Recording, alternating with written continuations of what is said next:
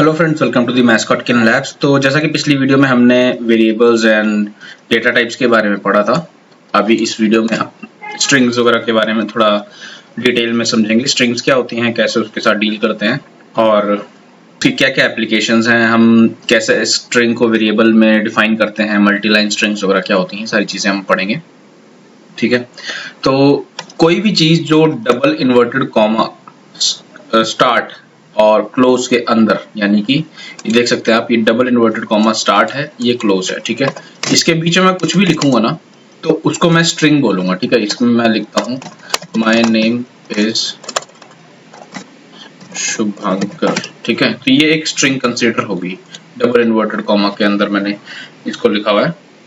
अगर मैं इसको डबल इन्वर्टेड कॉमा के अंदर ना लिखूं तो इसको नहीं समझ में आएगा ये क्या चीज है और ये एरर दे देगा कोड मेरा।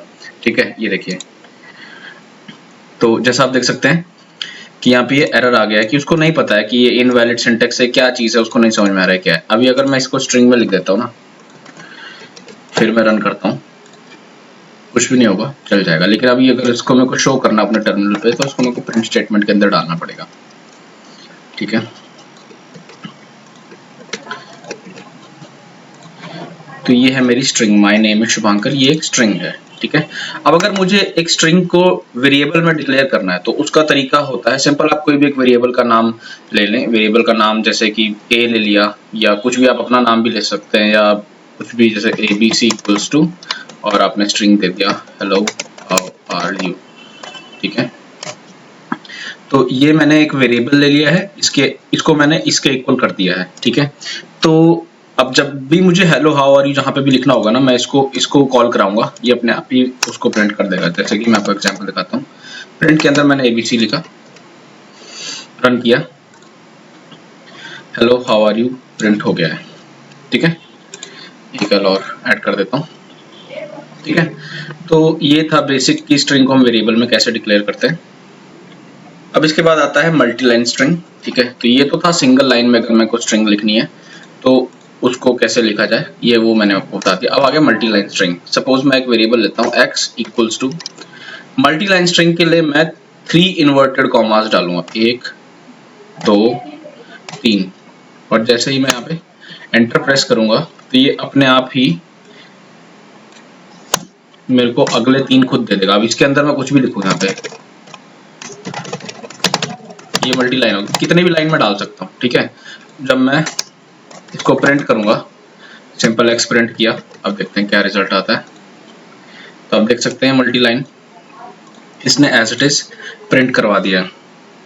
ठीक है, अब इसके बाद आते हैं स्ट्रिंग कनकैटिनेशन के ऊपर। ठीक है, स्ट्रिंग कनकैटिनेशन मतलब कि मैं कमेंट डाल देता हूँ ताकि थोड़ा सा एक रिकॉल होता रहेगा कि हमने क्या क्या किया है। कनकैटिनेशन, ठीक है, तो इसका मतलब होता है कि मैं ज्वाइनिंग ऑफ स्ट्रिंग्स। ठीक है, अभी इसमें मैं ये नहीं बोलूंगा ज्वाइनिंग ऑफ 2 स्ट्रिंग्स और 3 स्ट्रिंग्स, आप इसमें कितनी भी स्ट्रिंग्स को ज्वाइन कर सकते हैं। फॉर एग्जांपल मान लो मैंने A ले लिया हेलो, ठीक है, B ले लिया हाउ, और C ले लिया आर यू। ठीक है, अब मैं ना इसको ज्वाइन करता हूँ। सिंपली मैं सिंपल प्रिंट स्टेटमेंट में जाऊंगा, यहाँ पे मैं लिखूंगा A plus B plus C। ठीक है, अभी देखते हैं क्या आता है। ये आ गया हेलो हाउ आर यू। अब देखना यहाँ पे मैंने क्या किया है कि इसके बीच में तो स्पेस है, हाँ यहाँ पर स्पेस नहीं है, तो ये थोड़ा सा चिपक रखा है, इसको थोड़ा सा सही कर देते हैं। ठीक है, अभी ठीक से प्रिंट होएगा, hello how are you print हो गया ठीक से।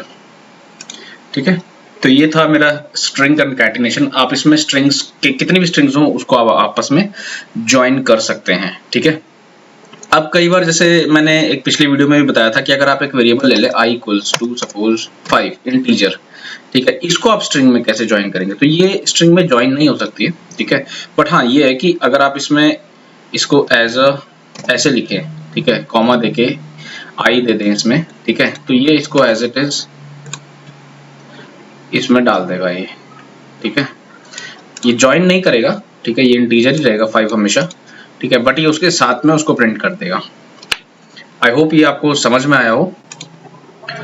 इसके बाद में एक चीज और आपको दिखाता हूँ। स्ट्रिंग को अगर मुझे एरे की तरह यूज करना हो या एक एक एलिमेंट मुझे उसका एक एक कैरेक्टर अगर निकालना हो तो मैं उसको कैसे कर सकता हूँ। मैं सपोज यहाँ पे मैंने एक वैल नाम का वेरिएबल ले लिया और यहाँ पे मैंने स्ट्रिंग बनाई, दिस इज अ लूप, ठीक है।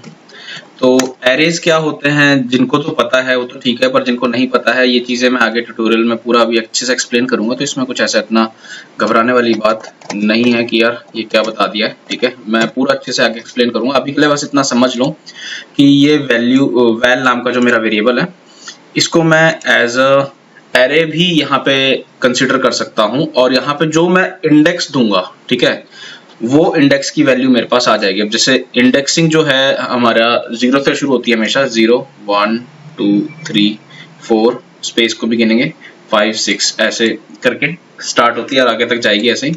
अब मैं सपोज मान लो 6 तक मैंने काउंट किया ना, मैं 9th पोजीशन के एलिमेंट को यहाँ पे प्रिंट करवाना चाहता हूँ। 9th पोजीशन पे क्या है, तो स्पेस है मेरा, इसीलिए अब अगर मैं इसी को 10 कर दूंगा तो देखते हैं क्या होता है, बी आ गया, ठीक है। अब अगर मुझे 10 से आगे तक का चाहिए और मतलब सपोज 2 और आगे चाहिए तो मैं यहाँ पे ऐसा करूंगा कि 12 डाल दूंगा, ठीक है। देखते क्या आता है, तो ये आ गया, ठीक है ना, बी 10 और ये 11, ठीक है ना। तो 10 और 11 ये दो बीच में आ गए। 12th वाला इंडेक्स नहीं इंक्लूड होता है क्योंकि उससे एक पहले तक ही ये उठाएगा वैल्यू, ठीक है। जो फाइनल इंडेक्स होता है उससे एक वैल्यू पहले तक उठाता है ये, ठीक है। सब में वैसे ऐसा ही होता है प्रोग्रामिंग लैंग्वेजेस में, ठीक है। तो ये तो हो गया एज अ एरे अगर मैं स्ट्रिंग को यूज करना चाहूँ। इसके बाद ना एक बहुत ही इंपॉर्टेंट चीज है, मैं आपको आगे बढ़ने से पहले, आगे जितने भी ट्यूटोरियल्स हैं उसमें जाने से पहले यहाँ पे सोच रहा हूँ बता देता हूँ।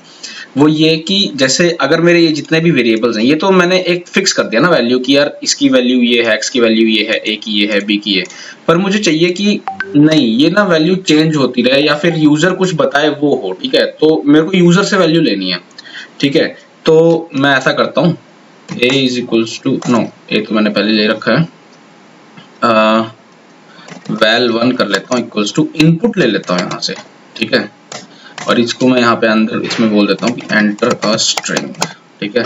यूजर की जो इनपुट होगी ना वो ये प्रिंट कर देगा, ठीक है। अब इसमें कोई फिक्स नहीं है कि अगर हेलो लिखा तो हेलो ही प्रिंट करेगा, नहीं, जो यूजर इनपुट दे देगा ना वो ये प्रिंट कर देगा, ठीक है। चलो देखते हैं। अभी ये पूछ रहा है एंटर स्ट्रिंग, मैंने यहाँ पे दे दिया कि इसको देते हैं please subscribe to my channel, ठीक है। एंटर किया, देखो उसने यही प्रिंट कर दिया। अभी दूसरा एक और कुछ स्ट्रिंग अगर मैं देना चाहूँ तो फिर से रन करता हूँ, फिर से पूछेगा ये प्लीज लाइक माय वीडियो, ये लिख देता हूँ। ये देखो इसने जो मैं लिखूंगा वो प्रिंट कर दिया। तो बेसिकली यूजर से इनपुट लेने के लिए मेरे पास एक इनपुट मेथड है पाइथन में जो यूजर से इनपुट लेता है, ठीक है।